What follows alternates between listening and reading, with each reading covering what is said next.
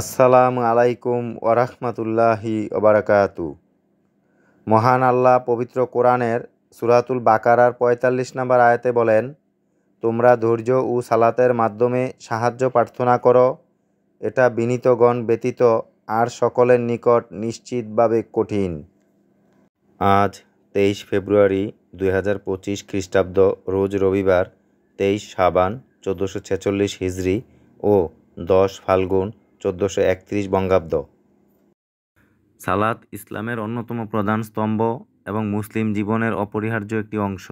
এটি শুধুমাত্র একটি উপাসনা নয়, বরং এটি একজন মুমিনের আত্মশুদ্ধির মাধ্যম এবং আল্লাহর নির্দেশ পালনের একটি গুরুত্বপূর্ণ উপায়। যথাসময়ে এবং যথাযথভাবে সালাত আদায় করা অত্যন্ত গুরুত্বপূর্ণ, যা কোরআন ও হাদিসে বারবার উল্লেখ করা হয়েছে। ইসলামে সালাতের জন্য নির্দিষ্ট সময় নির্ধারিত রয়েছে। আল্লাহ তাআলা পবিত্র কোরআনে বলেন, নিশ্চয়ই সালাত মুমিনদের জন্য নির্ধারিত সময়ের মধ্যে ফরজ করা হয়েছে। সূরাতুল নিসা আয়াত ১০৩। এই আয়াত থেকে স্পষ্ট বোঝা যায় যে সালাত আদায়ের জন্য নির্দিষ্ট সময় মেনে চলা অত্যন্ত গুরুত্বপূর্ণ। সময়ের আগে বা পরে ইচ্ছাকৃতভাবে সালাত আদায় করলে তা পরিপূর্ণভাবে কবুল নাও হতে পারে। রাসূলুল্লাহ সাল্লাল্লাহু আলাইহি ওয়াসাল্লাম বলেন, আমার উম্মতের সালাতের সর্বোত্তম সময় হলো তারা যখন সালাতের নির্ধারিত সময়েই তা আদায় করে।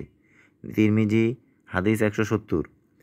যথাযথভাবে সালাত আদায় মানে হচ্ছে শুদ্ধভাবে অজু করা, সুন্নাহ মোতাবেক কিবলামুখী হয়ে দাঁড়ানো, খুশু ও খুজুর সাথে ধীর স্থিরভাবে নামাজ পড়া, সালাতের প্রতিটি রুকন যথাযথভাবে পালন করা।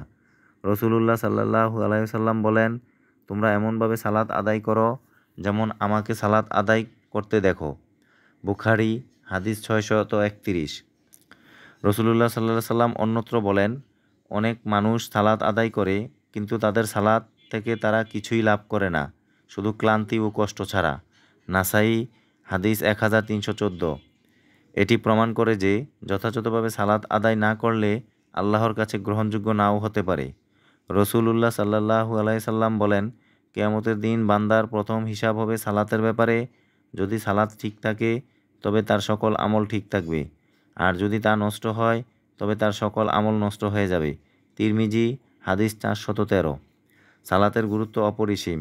এটি শুধু একটি ইবাদত নয়, বরং মুসলিম জীবনের মূল স্তম্ভ।